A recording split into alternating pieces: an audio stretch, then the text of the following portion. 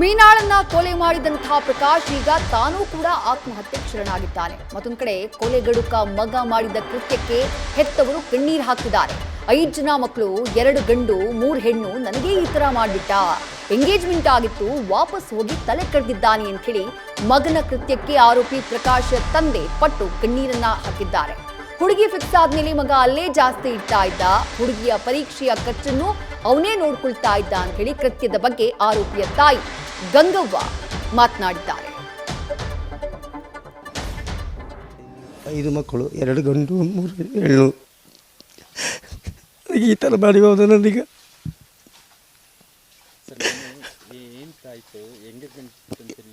Engagement ಆಯಿತು, ಆಗಿ ಬಂದಿದೆ ಸರ್. ಮನೆಗೆ ಬಂದು ಪುನಃ ತಿರುಗಿ ಹುಡುಗ ಹೋಗಿದ್ದು ವಾಪಸ್.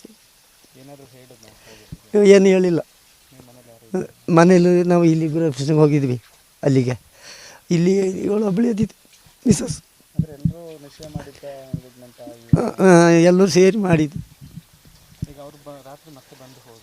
ಅವರು ಬಂದು 10-11 ಗಂಟೆ ಹೋಗಿರ್ಬೇಕು. ನನಗೆ ಅದಕ್ಕೆ ಸಿಕ್ಕಿಲ್ಲ. ಮನೆಗೆ ಬಂದು ತಾಯಿ ಒಟ್ಟಿಗೆ ಏನು ಹೇಳೋದಂತ, ಚೆನ್ನಾಗಿ ಇರು ನೀನು, ನನಗೆ ಹೋಯ್ತೀನಿ ಅಂತ ಹೋದಂತ. ಎಲ್ಲಿ ಹೋಗಿದ್ರು ಗೊತ್ತಿಲ್ಲ ನನಗೆ.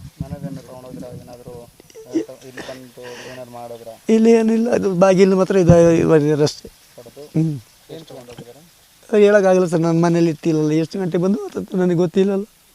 ಅವಳು ವಾಚಿ ನೋಡಿಲ್ಲ. ಕೋವಿ ತಗೊಂಡು ಹೋಗಿದ್ದಾರೆ, ಅವ್ರದ್ದೇ ಸ್ವಂತ ಕೋವಿ ತೆಗೆದು ಕೊಟ್ಟಿಲ್ಲ. ಏನು ಮಾಡಿಲ್ಲ ಸರ್, ಒಂದು ಇದಕ್ಕೆ ಅದನ್ನೇ ಮಾಡಿಲ್ಲ ಯಾರು.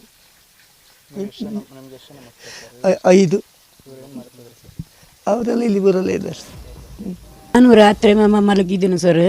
ಒಂದು ಫಂಕ್ಷನ್ಗೆಲ್ಲ ಹೋಗಿ ಬಂದು ನಮ್ಮ ಮಾತ್ರೆ ತಿಂದು ತಲೆ ತಿರುಗ್ದಾಡ್ತಿದ್ದು. ನಮ್ಮದು BP ಜೋರು ಆಗ್ತಿದ್ದಲ್ಲ, ನಾನು ಆ BP ಮಾತ್ರೆ ಅಲ್ಲಿ ತಿಂದು ಮಲಗಿದ್ದೆ. ನಮ್ಮ ಗಂಡ ಮಕ್ಕಳು ಎಲ್ಲ ಫಂಕ್ಷನ್ಗೆ ಹೋಗಿದ್ದು, ಮನೆ ಸೇರಲಿಕ್ಕೆ ಹೋಗಿದ್ದು ಹೊಸ ಮನೆಗೆ. ನಾನು ಮಲಗಿದಲ್ಲಿಗೆ ಇನ್ನು ಸ್ವಲ್ಪ ಬಾಗಿಲೆಲ್ಲ ಸದ್ದಾಯಿತು. ಸದ್ದಾಗೂ ನಮ್ಮ ಸ್ವಲ್ಪ ಹೊತ್ತಿಗೆ ನಾನು ಓಡಿ ಬಂದೆ. ಏನು ಸದ್ದಾಯ್ತು ನಾನು ಬಂದು ನೋಡುವಾಗ ಅಲ್ಲಿ ನಡುಕ ಕೋಣೆಯಲ್ಲಿ ನಿಂತಿದ್ದನು. ಏಕೆ ಪೈ ನಿಂತಿದ್ದೆ ಕೇಳುವಾಗ, ಏನಿಲ್ಲಮ್ಮ ನಾನು ಇಲ್ಲಿ ನಿಂತಿದ್ದೆ ಅಂದರೆ. ಯಾಕೆ ಎಲ್ಲಿಗೆ ಹೋಗ್ತೀನಿ ಕೇಳೋದು. ಬರ್ತೀನಿ ನಾನೀಗ ಸ್ವಲ್ಪ ನಿಲ್ಲು, ಬರ್ತೀನಿ ಅಂತ ಹೋದು. ನನಗೆ ಎಲ್ಲಿ ಹೋದ್ರೆ ಎಷ್ಟು ಗಂಟೆ ನಮಗೆ ನಾನು ನೋಡಿಲ್ಲ. ನಾನು ಅವನ ಕಾಣೋನು, ತಲೆಯೆಲ್ಲ ತಿರುಗಿ ಹೋಯ್ತು, ಬಾಗಿಲೆಲ್ಲ ಇದನ್ನು ಕಾಣೋನು ಅಷ್ಟೇ. ಕಾಣುದಿಲ್ಲ, ನಾನು ನೋಡಿಲ್ಲ, ಅಷ್ಟೆಲ್ಲ ನೋಡಿಲ್ಲ. ನಾನು ನಮಸ್ಕಾರ ಮಾಡಿಕೊಂಡು ಬಂದೆ. ನನ್ನ ಮೈಯೆಲ್ಲ ಇದಾಯಿತು. ಯಾಕೆಪ್ಪ ಎಲ್ಲಿ ಹೋಗಿದ್ದೆ ಅಂತ ಕೇಳಿದೆ. ಎಲ್ಲಿ ಇಲ್ಲಮ್ಮ ನಾನು ಎಲ್ಲಿಗೆ ಹೋಗಿಲ್ಲ ಅಂತ ಹೇಳಿದೆ ನನಗೆ. ಮತ್ತು ಏನು ಹೇಳಿಲ್ಲ, ಏನಿಲ್ಲ. ಅವನ ಕೋಣೆಯಲ್ಲಿ ನಿಂತಿದ್ದವನು. ಅಲ್ಲಿಂದ ನಾನು ಗೊಬ್ಬೆ ಹೊಡ್ಕೊಂಡು ಒಬ್ಬಳೇ ಕೂಗಾಡು ಹೋಯ್ತು. ಎಲ್ಲಿ ಯಾಲೆ ಓಡಿತು ಸಹ ನಾನು ನೋಡಿಲ್ಲ ಅವನು. ಗೊತ್ತಿಲ್ಲ, ನೋಡಿಲ್ಲ ನಾನು. ಕೋವಿ ಇಲ್ಲ ಅಲ್ಲಿ ಮನೆಯಲ್ಲಿ, ಗಾಡ್ರೇಜ್ ಸೈಡಲ್ಲಿ ಇಟ್ಟಿದ್ದೇನೆ. ಅವನೇ ಇಡೋದು, ನಾವು ಮುಟ್ಟೋದಿಲ್ಲ ಕೋವಿ ಎಲ್ಲ ಇಲ್ಲ ಅಲ್ಲಿ. ಬೆಳಿಗ್ಗೆ ಎದ್ದು ನಾನು ನೋಡ್ತೀನಿ, ಇಲ್ಲ. ಅವ್ರು ಬಂದ ಮೇಲೆ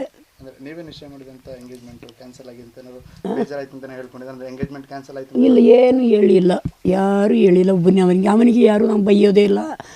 ಅವನು ಎಲ್ಲೊಂದು ಚೆನ್ನಾಗಿ ನೋಡ್ತಿಲ್ಲ. ಈಗ ಮಾತ್ರ ಹುಡುಗಿ ಮನೇಲೇ ಇರೋದು. ಹುಡುಗಿ ಆದ ಮೇಲೆ ನಮ್ಮ ಮನೆಗೆ ಬರೋದೇ ಕಾಣ್ತದೆ ಇಲ್ಲ. ನಾನೇ ಮಾತಾಡೋದು, ನನ್ನ ಮಗ ಅಲ್ಲಿ ಉಂಟಲ್ಲ ಅಂತ ಏನು ತಂದು. ಒಂದು 6 ತಿಂಗಳಿಂದ ಅಲ್ಲಿಯೇ ಅನ್ನ ಕೊಡೋದು, ಅಲ್ಲಿಯೇ ಕೆಲಸ ಮಾಡೋರು. ಕೆಲಸಗಳು ಸಹ ಎಲ್ಲ ಅಲ್ಲಿಯೇ ಹುಡುಗಿರ ಜೊತೆಯಲ್ಲಿ ಎಲ್ಲಿರೋದು. ಅವಳ ಪರೀಕ್ಷೆಗೆ ಬರೆಯೋಗ ಸಹ ಅವನೇ ತೆಕ್ಕೊಂಡೋಗಿ ಮಾದಪುರದಲ್ಲಿ ಇಟ್ಕೊಂಡು ಹುಡುಗಿನ ಅಲ್ಲಿ ನೀನು ಅವನೇ ಪರೀಕ್ಷೆ ಎಲ್ಲ ಬರೆಸಿದ್ದು. ನಮ್ಮ ಹುಡುಗಿ ಓದಬೇಕು, SS ಪಾಸ್ ಆಗಬೇಕು ಅಂತೇಳಿ ಹಣ ಎಲ್ಲ ಅವನೇ ಖರ್ಚು ಮಾಡೋದು ಅವರಿಗೆ. ಗೊತ್ತಿಲ್ಲವಣ್ಣ, ನಮಗೆ ಹೇಳಿಲ್ಲ, ಏನೂ ಹೇಳಿಲ್ಲ. ಹೇಳಿದ್ರೆ ನಮಗೆ ಆರೋಗ್ಯ ಇಲ್ಲಲ್ಲ.